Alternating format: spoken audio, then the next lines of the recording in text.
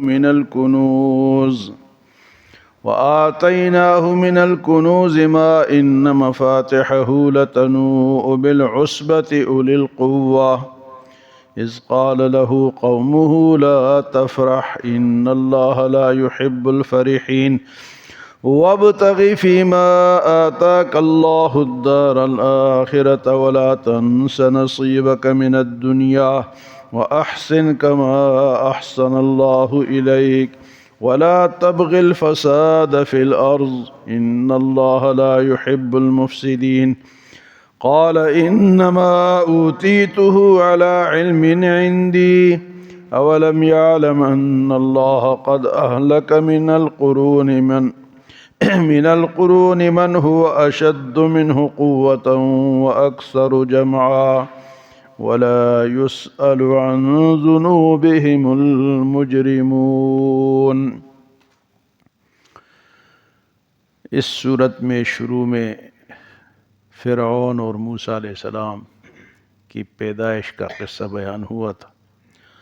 اسی سلسلے میں ایک قصہ اور ہے جو قارون کا قصہ ہے، یہ بھی اسی سے منسلک ہے۔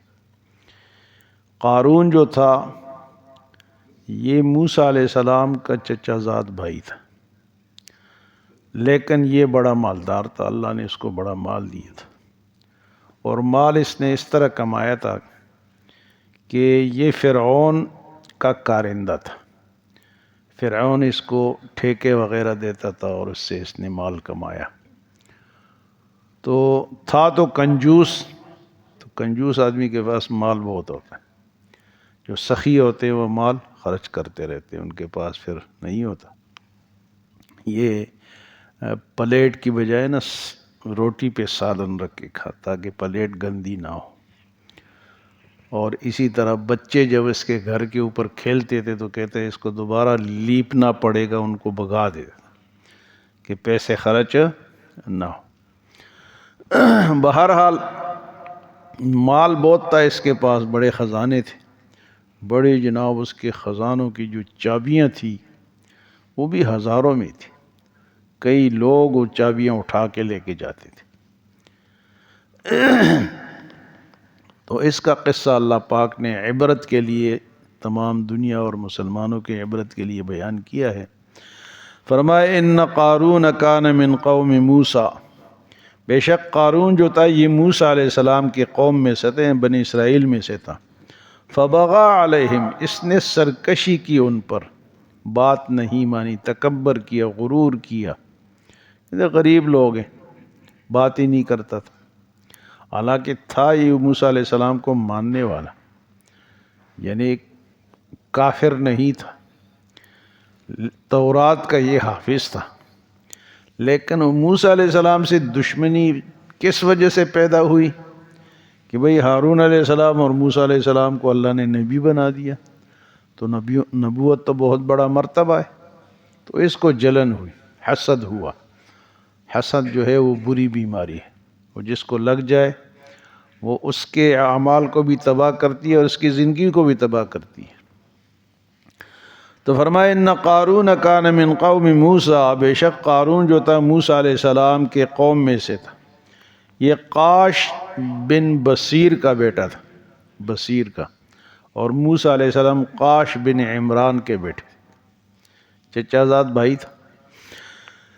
فرمائے فبغى علیہم، اس نے سرکشی کی ان پر، وآتیناہ من الکنوز، اور ہم نے اس کو بڑے خزانے دیے تھے، ما ان مفاتحہ، وہ جو خزانے تھے اس کی چابیاں، لتنوء بالعصبۃ اولي القوى، ایک بڑے گروہ کو، بڑے ایک جماعت کو اس کی چابیاں اٹھانے کو بوجھل کر دیتی تھی، یعنی وہ تھک جاتے تھے چابیاں اٹھا اٹھا کے، اتنی چابیاں تھی اس کی۔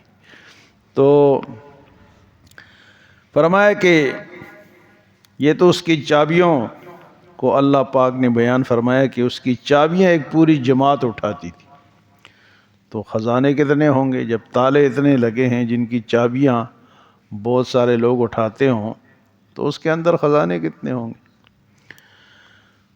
تو موسیٰ علیہ السلام نے بھی اس کو سمجھایا کہ بھئی زکوٰۃ دیا کرو۔ اس ٹائم زکوٰۃ جو تھی نا وہ 4% تھی، یعنی چوتھا حصہ مال کا دینا پڑتا تھا۔ تو اس نے کہا جی یہ تو نہیں ہو سکتا، کمایا میں نے اور میں۔ تو موسیٰ علیہ السلام کی مخالفت کی ایک وجہ یہ بھی تھی کہ آپ کہتے تھے کہ بھائی، پھر لوگ بھی اس کو سمجھانے، اس کے قوم والے بھی اس کو سمجھانے لگے، اذ قال له قومه لا تفرح، قوم والوں نے اسے کہا کہ تو اطرا مت، تکبر مت کر، لا تفرح، مال جب آتا ہے اس کی جھنکار سے لوگ پھر تکبر کرتے ہیں نا، لا تفرح، تو اترا مت، ان اللہ لا يحب الفرحین، اللہ اترانے والوں، اترانا لفظ یا اترانا ہے، اس کو پسند نہیں کرتا، تکبر والوں کو اللہ پسند نہیں کرتا۔ تو ایک ہوتا ہے مال کی خوشی، وہ تو جائز ہے، اللہ نے حلال مال دیا، یا ایھا الرسل کلوا من الطیبات واعملوا صالحا، اے رسولو پاکیزہ مال کھاؤ اور اچھے اعمال کرو۔ تو پاکیزہ مال ہو تو وہ تو جائز ہے، حلال ہے، اس پہ خوشی بھی بندہ کر سکتا ہے، لیکن ایک ہوتا ہے خوشی اور ایک ہوتا ہے گھمنڈ۔ خوشی اور گھمنڈ میں یہ فرق ہے کہ خوشی جائز ہے اور گھمنڈ جو ہے یہ تکبر ہے، یہ جائز نہیں ہے۔ تو کہا کہ اترا مت، اللہ اترانے والوں کو پسند نہیں کرتا۔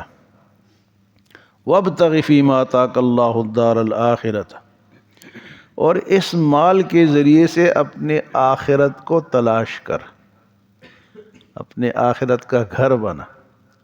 وابتغ فیما آتاک اللہ الدار الآخرۃ، جو اللہ نے تجھے دی سے آخرت کا گھر بنا۔ ولا تنس نصیبک من الدنیا، اور دنیا سے اپنے قسمت کو آخرت میں لے جانے کے لیے بھی تو اس کو نہ بھول، اس مال کو آخرت کے کمانے کا ذریعہ بنا۔ بھی جب انسان کے پاس مال ہو خرچ کرے، ہاں جی۔ اور ایک آدمی تھا تو بادشاہ نے اعلان کیا بھئی جو جھوٹ بولے گا اس پہ 1 درہم جو ہے وہ جرمانہ لگے گا، ملک میں جو بھی جھوٹ بولے گا اس پہ 1 درہم جرمانہ لگے گا۔ تو لوگوں نے جھوٹ بولنا چھوڑ دیا اور ڈر رہے ہیں ایک دوسرے سے، وہ بھی نہیں بول رہا، یہ بھی نہیں بول رہا، کہ بادشاہ کو پتہ ہے 1 درہم بہت بڑی چیز تھی اس دور میں۔ تو بادشاہ نے ارادہ کیا کہ خود ہی وزیر کو بھی ساتھ دیا، خود ہی چکر لگایا، چکر لگا کے ایک جگہ تھک کے بیٹھ گئے۔ دکاندار تھا، اس نے چائے شائے پلائی، تو انہوں نے دکاندار ہی سے پوچھا کہ تیری عمر کتنی ہے؟ اس نے کہا جی 20 سال۔ کہ تیرے پاس مال کتنے ہیں؟ جی 70,000 دینار ہوں گے۔ کہ تیرے بچے کتنے ہیں؟ نے کہا جی میرے بچے 1۔ بادشاہ گھر گیا اور جناب ٹیکس کی بک نکالی، جس میں ٹیکس وہ ہوتا ہے نا، دکانداروں کا ڈیٹا ہوتا ہے اس میں، وہ نکالا تو دیکھا کہ اس میں تو سارا جھوٹ تھا۔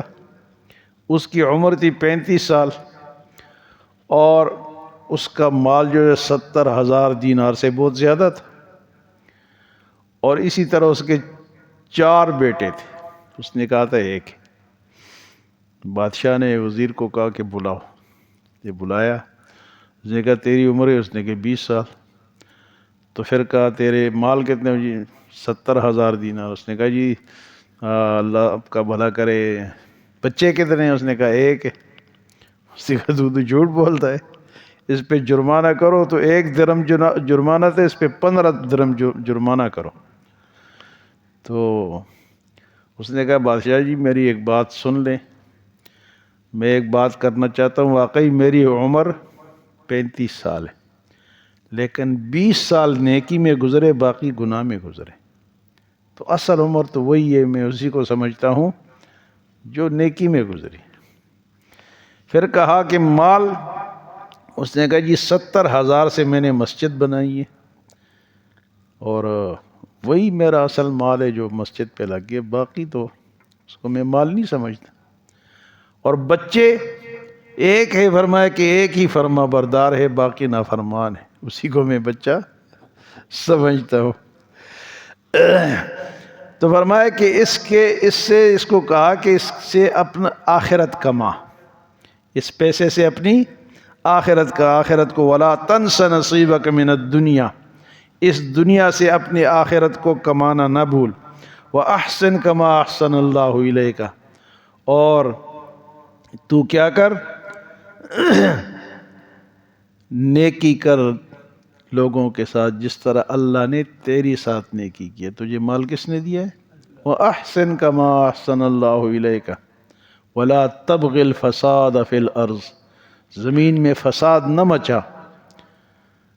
تو مالدار ہی اکثر فساد مچاتے ہیں، کوئی قتل کرتا ہے، کوئی اغوا کرتا ہے، کوئی کرپشن کرتا ہے، کوئی کیا کرتا ہے، تو وہ اس نے بھی ایسے ہی مال کمایا تھا۔ تو اسے کہا گیا کہ وَلَا تَبْغِ الْفَسَادَ، لڑائی جھگڑا شرارت، ہاں جی، لوگوں میں ڈس انفارمیشن پھیلانا، غلط باتیں پھیلانا، یہ فساد فی الارض ہے۔ اللہ فرماتا ہے کہ وَلَا تَبْغِ الْفَسَادَ مِن بَعْدِ إِصْلَاحِهَا، جب زمین کی اصلاح ہو جائے لوگوں کی، پھر فساد نہ پھیلاؤ، لوگوں کو کیوں لڑاتے ہو؟ تو اس کو بھی کہا کفر، شرک، بدعت، غلط جگہ مال خرچ کرنا، لہو لو پہ، کھیل تماشے پہ، رسموں پہ مال خرچ کرنا، یہ فساد ہے۔ یہ کیا ہے جی؟ یہ فساد ہے۔ تو کہا گیا وَلَا تَبْغِ الْفَسَادَ فِي الْأَرْضِ، زمین میں فساد نہ پھیلا، ان اللہ لا يحب المفسدین، اللہ فسادیوں کو پسند نہیں کرتا۔ یہ آیت یاد کرے اور فسادیوں کو سنایا کرے، ان اللہ لا يحب المفسدین، ان اللہ لا يحب المفسدین، اللہ فسادیوں کو پسند، اور اوپر کہا کہ اللہ اترانے والوں کو پسند نہیں کرتا۔ لا تفرح ان اللہ لا يحب الفرحین، تکبر کرنے والوں کو اللہ پسند نہیں کرتا۔ تو قارون کو اللہ نے بڑا مال دیا، لیکن وہ اللہ کے راستے میں خرچ کرنے کے بجائے، اب جب اس کو یہ کہا گیا تو اس نے آگے سے کیا جواب دیا؟ چلو بات لمبی ہو جائے گی، آپ لوگوں کو تھکاتے نہیں ہے، باقی کل سنیں گے انشاءاللہ۔ اللہ ہمیں عمل اور سمجھ کی توفیق عطا فرمائے۔